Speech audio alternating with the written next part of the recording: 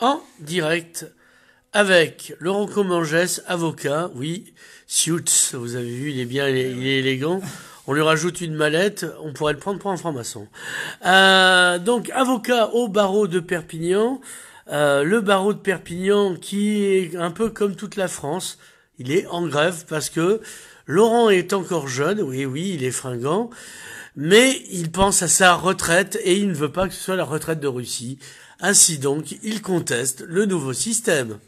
Laurent, explique-nous, c'était quoi la retraite des avocats avant? La retraite des avocats, c'est un système qui date, comme pour toutes les retraites, de l'après-guerre. Et particulièrement pour ce qui nous concerne, de 1954, je crois. C'est une caisse qui est autonome et donc qui gère seule la retraite des avocats et qui l'a fort bien gérée, puisqu'à ce jour, on avait un système de retraite relativement avantageux. Voire excédentaire, Excédentaire, voilà, oui. Parce qu'on nous pleure toujours. C'est un régime excédentaire et qui garantissait, et ça c'était important, qui garantissait un minimum à chaque avocat, même à ceux qui avaient eu des carrières difficiles, qui leur garantissait 1400 euros par mois. C'est bien ça. C'était très bien, oui. Voilà. Ouais. Donc c'est un système qui était efficace et c'est la raison pour laquelle on a un peu de mal à comprendre pourquoi on veut remettre en cause ce qui fonctionne, qui est efficace. Alors là, je vais te faire une blague très mauvaise. Dites la blague de texte. Qu'est-ce que tu dis à un avocat qui a 2 yeux au beurre noir? Bah, tu dis rien, tu l'as déjà expliqué 2 fois. Qu'est-ce que tu comprends pas dans la retraite universelle, bordel de Dieu? Qu'est-ce que je comprends pas? Ouais. D'abord, je sais pas si quelqu'un comprend exactement le projet, parce qu'il a l'air un peu compliqué, avec ce système de points, pas de points, un âge pivot, pas un âge pivot, un âge d'application, pas un âge d'application, 75, pas 75, donc on n'y comprend pas grand-chose. Mais l'idée générale peut être défendue, pourquoi pas, mais la question c'est pourquoi remettre en cause les systèmes plus avantageux qui existent déjà? C'est dans le détail que c'est le diable, comme on dit. C'est dans le détail qu'on ne comprend pas très bien pourquoi notre système qui lui-même fonctionne doit être nécessairement remis en cause. Alors moi j'ai une théorie, c'est que il faut offrir à BlackRock notamment un marché qui était fermé jusqu'à présent, je dirais. Oui, ça on l'entend beaucoup dire, je sais pas. Mais moi je suis un dangereux bolchevique, je vois le complot partout, tu me connais. Moi ce que j'entends, le marché n'est pas fermé, il existe déjà. Il y a déjà des retraites complémentaires privées qui existent, auxquelles on a à peu près tout souscrit, il me semble.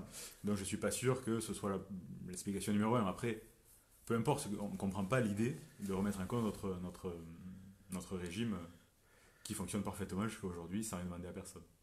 Voilà, alors toi non, parce qu'on a tendance à penser que tu mérites pas ton salaire et tu mérites encore moins ta retraite. Ça, c'est vrai. Parce que vous, les avocats, je l'ai vu sur Netflix ou sur Amazon, oui.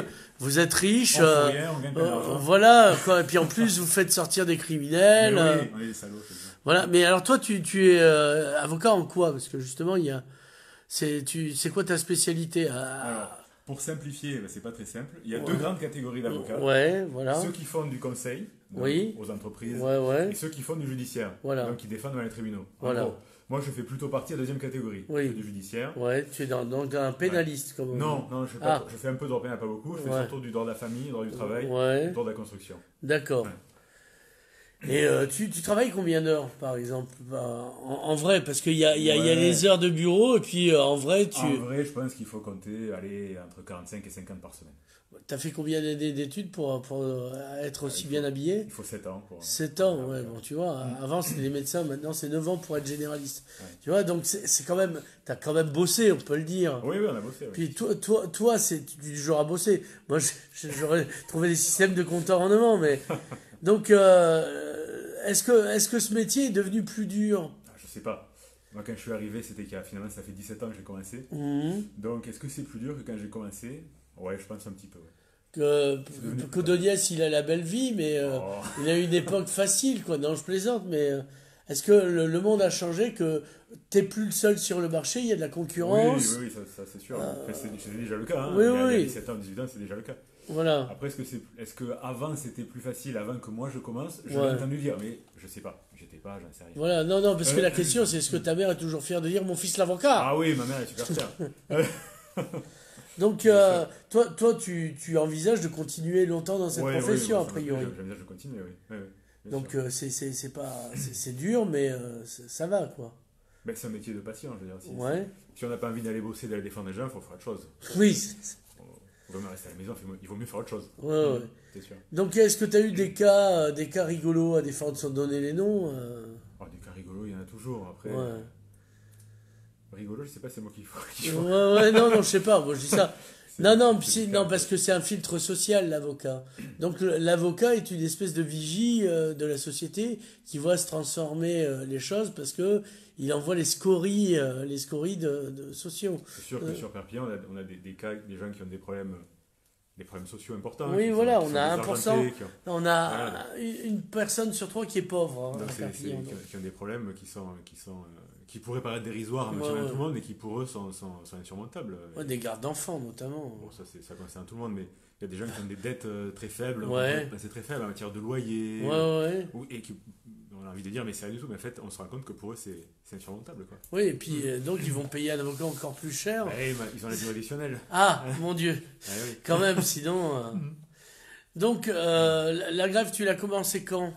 La grève, on l'a commencé de manière, dans un premier temps, épisodique, c'est-à-dire on suivait les journées de grève qui étaient celles des autres professions. Les grands mouvements, Et là, depuis, que je ne dise pas de bêtises, je vais me faire engueuler sinon, si j'ai oublié, mais depuis une semaine ou deux, une semaine et demie, je pense, on est en grève totale. D'accord. Voilà. Et justement, ça impacte comment les gens? Ça impacte que les procédures qui sont en cours font l'objet de renvoi, puisqu'elles ne sont pas plaidées. Comme les bébés qui font leur rond. C'est un peu ça, ouais. Voilà. Donc ça implique un délai complémentaire pour nos clients, malheureusement. Oui, ça ralentit, mais il faut ce qu'il faut. Je veux dire, moi, ce qui m'a étonné, ça m'a pas étonné, c'est le discours sur Noël. C'est, quand même, il y a Noël et tout, oui, mais c'est une période pré-révolutionnaire, parce que finalement, il y a les pompiers, les infirmières, les nains, les cracheurs de feu, qui sont pas contents, et pas que de la retraite. Et puis, il faudrait faire Noël comme si de rien n'était. Ouais. Enfin, c'est... Oui. Enfin, oui, vous, en l'occurrence. Noël, la difficulté, c'est qu'il n'y a pas d'audience, quoi. Donc, voilà, on ne peut pas vraiment faire grève. Voilà. Mais vous l'auriez fait, s'il avait fallu. S'il avait fallu, on l'aurait fait, oui. Combien de temps ça va durer, en fait parce que là, excellente question. Si on les... Un certain temps. Combien de temps tu peux durer, en fait, les travailleurs qui se privent, parce que... Combien de temps on peut durer, c'est une question. Une semaine, 2 semaines, c'est sûr qu'il n'y a pas de problème. Quand ça commence à se prolonger, ça conduit forcément à une baisse des rentrées d'argent, puisqu'on ne facture pas les audiences qu'on ne tient pas. Baisse du chiffre d'affaires, donc difficultés financières. Donc pour les confrères qui sont déjà un peu limites, ça risque de pas durer très longtemps. Il va falloir qu'ils reprennent une activité professionnelle. D'accord. Oui, qu'ils refassent des routes, qu'ils fassent cantonnier un truc. Voilà, c'est ça. Et donc, mais vous lâcherez rien, comme on dit, à la CGT, ou... De toute façon, c'est pas possible, c'est ça, la liberté ou la mort dans votre cas, quoi. Ça, je sais pas, il y a une discussion qui, je l'espère, s'est instaurée avec nos instances nationales et le gouvernement pour débouter, je suppose, sur un compromis acceptable, mais pour l'instant, c'est pas, on a l'impression d'avoir un mur en face de nous. Non, on a l'impression que c'est des forcenés. C'est ça, Il va falloir envoyer le GIGN pour les débusquer. Non, mais c'est fabuleux parce que on est peut-être un peu hors interview là, mais c'est le cas pour toutes les réformes qu'ils ont faites jusqu'à maintenant. Ah oui. Elles sont bien, elles sont pas bien, mais ils discutent pas, quoi. C'est comme ça. Ben non, parce que à quoi ça sert de discuter Quand on a une majorité écrasante à l'Assemblée nationale. Voilà, c'est ça. C'est ça. C'est comme disait Dark Vador, on prendra ce qu'on voudra, quoi. Est-ce que j'ai pas demandé un truc qu'il est urgent de te demander avant d'interrompre cette retraite? Cette interview. Tu m'as pas demandé si on était solidaire des autres salariés. Ah, est-ce que vous êtes solidaire des autres salariés? On est solidaire des autres salariés. On l'est déjà au niveau des retraites. On paye.